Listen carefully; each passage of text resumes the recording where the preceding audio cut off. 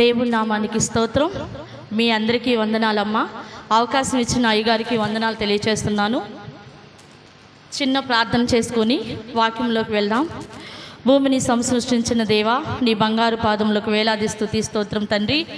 గడిచిన 20 రోజుల నుంచి నాయన నీ కృపలో మేము వాక్యానుసారంగా తండ్రి మేమందరము ధ్యానించుచు నీ శ్రమల దినాల గురించి నాయన మా యొక్క జీవితాలను మార్చుకొని నీ సన్నిధిలో నీ బిడ్డలుగా తండ్రి నీ సాక్షులుగా జీవించే శక్తిని మాకు దయచేయమని ఇప్పుడు నేను వాక్యం చెప్పుచుండగా తండ్రి నీవే నిలవబడి చెప్పుచున్న ప్రతి మాటను తండ్రి వినబడే అర్థమయ్యే రీతిలో బోధించుటకు నాకు తోడుగా ఉండి నడిపించమని, వినగలే ప్రతి హృదయాన్ని తండ్రి ప్రతి మనసును గ్రహింపచేయమని ఈ చిన్న ప్రార్థన నీ పాదముల చెంత పెడుతూ మా ప్రభును నీ ప్రియకుమారుడైన యేసయ్య అతి శ్రేష్టమైన నామమును అడిగి వేడుకొని ప్రార్థిస్తున్నాం తండ్రి, ఆమేన్.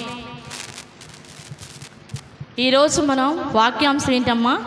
మత్తయి సువార్త 7వ అధ్యాయము 24వ వచనం నుండి 27వ వచనం వరకు ఒకసారి ఒకరు చదవండమ్మా. కాబట్టి ఈ నా మాటలు విని వాటి చొప్పున చేయు ప్రతివాడు బండ మీద తన ఇల్లు కట్టుకొనిన బుద్ధిమంతుని పోలి ఉండును. వాన వచ్చెను, వరదలొచ్చెను, గాలి విసిరి ఆ ఇంటి మీద కొట్టగా దాని పునాది బండ మీద వేయబడినందున అది పడిపోలేదు. మరియు ఈ నా మాటలు విని వాటి ప్రకారము చేయని వాడు ఇసుక మీద తన ఇల్లు కట్టుకొనిన బుద్ధిహీనుని పోలి ఉండును.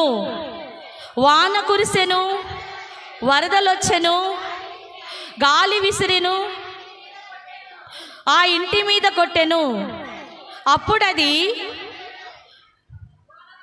కూలబడెను, దాని పాటు గొప్పది అన్నాడమ్మా. దేవుని స్తోత్రం.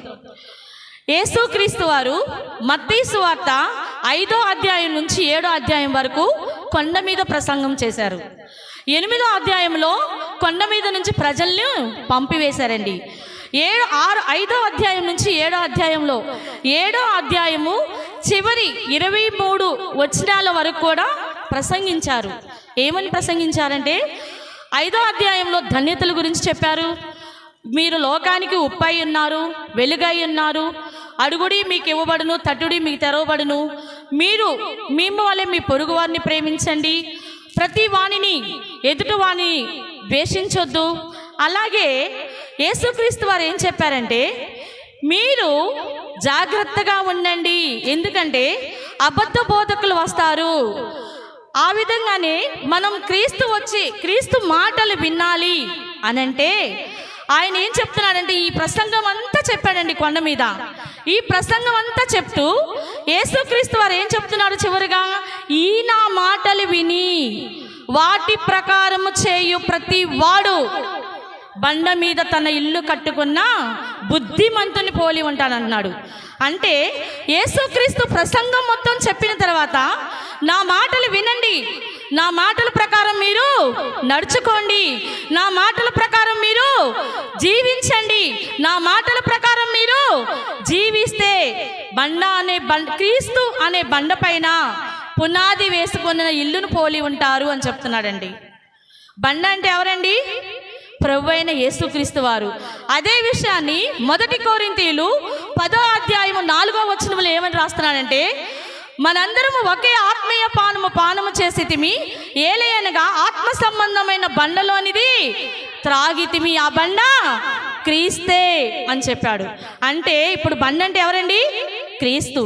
అంటే క్రీస్తులో మనము ఆత్మీయంగా మన జీవితాలను మన బ్రతుకులను కట్టుకుంటే, ఆత్మీయంగా మన జీవితాలను దేవునిలో పాతి పెట్టుకొని ఉంటే, దేవునిలో అంటగట్టుకొని ఉంటే మనం బుద్ధిమంతులని పోలి ఉంటామండి. బుద్ధిమంతుడు అంటే ఏంటి? సామెతలు 9వ అధ్యాయం 1వ వచనంలో ఏముందండి? జ్ఞానము వలన నివాసము కట్టుకొని అనంది. అంటే జ్ఞానం వల్ల ఏమంటారు? నివాసము కట్టుకోవాలి. అదే సామెతలు ఏం చెప్పిందండి? జ్ఞానవంతురాలు తన ఇల్లు కట్టుకొనును, మూఢురాలు తన ఇల్లు ఓడబెడుకును అని అన్నారండి. మనం జ్ఞానవంతులుగా ఉండాలి. ఎందుకంటే ఈ రాబోయే రోజుల్లో ప్రతి విషయంలో క్రైస్తవుల పట్ల చాలా కార్యక్రమాలు జరుగుతున్నాయండి. మనం జ్ఞానవంతులుగా ఉండి క్రీస్తు ఎడల భయభక్తులు కలిగి ఆయన మాటలు విని ఆయన మాట ప్రకారం నడుచుకుంటే బండ మీద కట్టిన ఇల్లు వలె బుద్ధిమంతులుగా ఉంటామండి. మోషే కాలంలో ఇశ్రాయేల్ ప్రజలు ఎడారిలో ఉన్నారండి. ఎడారిలో ఉన్నప్పుడు ఏం చేశారు? దాహం ఉందని మోషే మీద సనుగుకున్నారండి. సనుక్కున్నప్పుడు మోషే యెహోవా దేవుడు ప్రార్థించాడు. నిర్గమాకాండం 17వ అధ్యాయం 6వ వచనంలో ఉంటుందండి.